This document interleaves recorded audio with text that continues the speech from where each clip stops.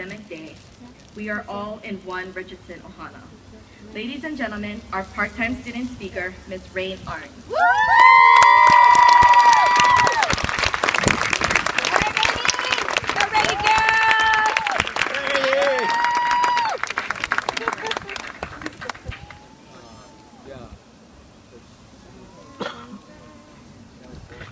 Aloha mai ka mokupuni nui o ke awe.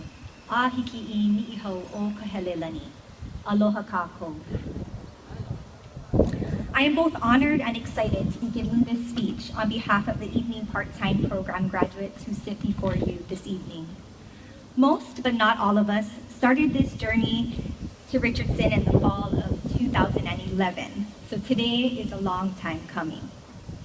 Working full-time, raising families, and a wide variety of other responsibilities made it almost impossible for us to pursue our dreams of attending law school full-time.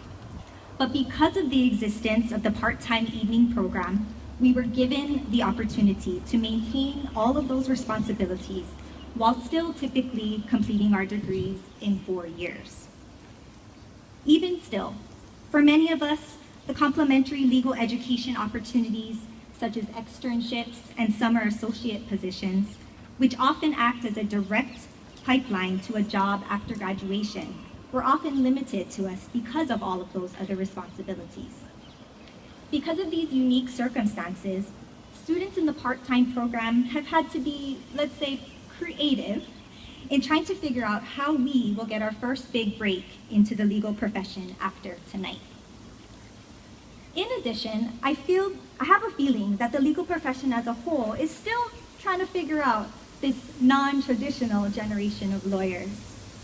Case in point, as a social worker setting my sights on joining the legal profession, I was recently told by a managing attorney in a California-based public interest firm that in his opinion, social workers who go on to become attorneys would not be an asset to his organization because, quote, social workers just aren't able to think like lawyers, end quote.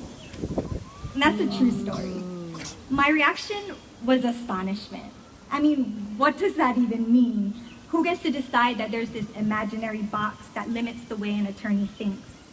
And all of this coming from an attorney who had spent his career at a public interest firm, serving those in society who are the most disadvantaged. I mean, how much more social worky can that kind of law get? But enough of my rant. I bring this up because it was an all too clear reminder to me that those who dominate the legal profession, and perhaps society in general, still have a difficult time wrapping their brains around how an individual, already successful in one field, maybe seemingly unrelated to law at all, can possibly make the leap into the legal profession. So today, I would like to present 5 key reasons why each one of the graduates of the part-time evening program will become successful legal practitioners, despite of our non-traditional educational and career paths. And for those of you in positions to hire fresh new attorneys, notice I didn't say young. This is why you should hire or should consider hiring a part-time evening program JD graduate. Number 1, we are professionals, like full-blown professionals. We've had and continue to have successful careers in varying fields. We are physicians, teachers, social workers, pharmacists, engineers, paralegals, human resource specialists, businessmen and women, community organizers, and even an archaeologist. Yep, you heard that right. And that's just naming a few. Basically, we don't need to be taught or told how to conduct ourselves in a professional manner. We've pretty much got that down. Number 2, we are dedicated and hardworking. No one, believe me, in their right mind takes on the challenge of attending law school while maintaining a full-time job, raising a family, and other responsibilities unless he or she really wants it. I've seen my classmates struggle through the ups and downs that all law students experience, while still being the one to tuck their children in at night and get them up ready for school the next morning. I've seen them work an 8-hour workday at a minimum, spend all evening in class, study into the early morning hours before waking up to do it all again.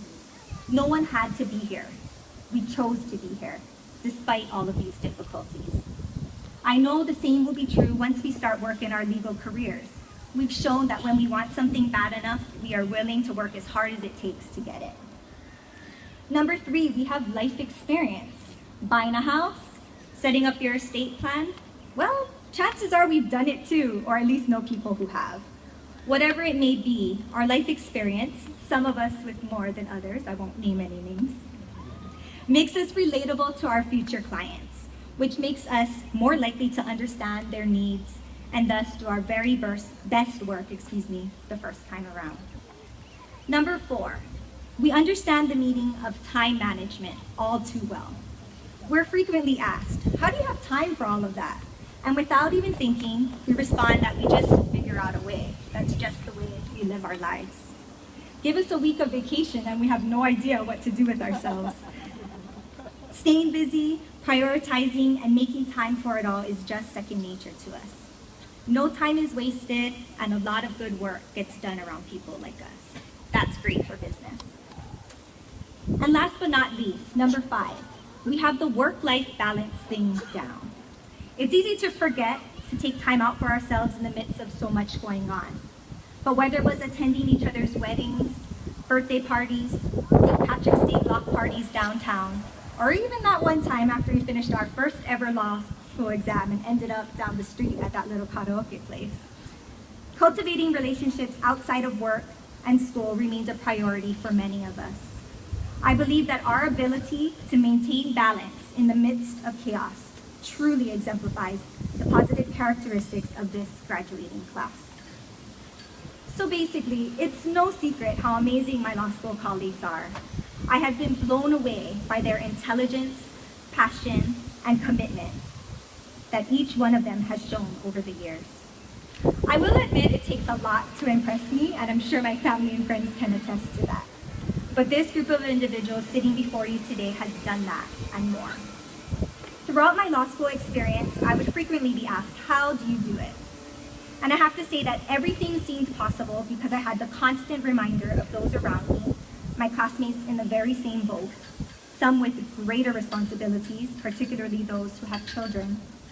So my response was always, I can't complain because my classmates are doing it with even more on their plates. It really is all about perspective, and I have been so very humbled by this experience. So to my fellow part-time evening graduates, law school was the first time in my life that I have felt so at home among one single group of people. I am both proud and grateful to be able to call myself your classmate, colleague, and most of all, friend. To the administration and our professors, thank you for this opportunity. Without it, we could never have accomplished our dreams and goals. And to our friends, and most of all, our family members, I know you've heard it before, but we've not heard it enough. We could not have done it without you. The sacrifices, the highs, definitely the lows, but we did it together. So in closing, while some of us will be clerking, and others of us have already landed wonderful associate positions in firms downtown, some of us are still charting our course. But one thing is for sure, look out, world. I know that whatever this group does, wherever they may go, only amazing things will result. And so finally, in true Kamehameha girl form, I must leave you all with just one final thing. Imua.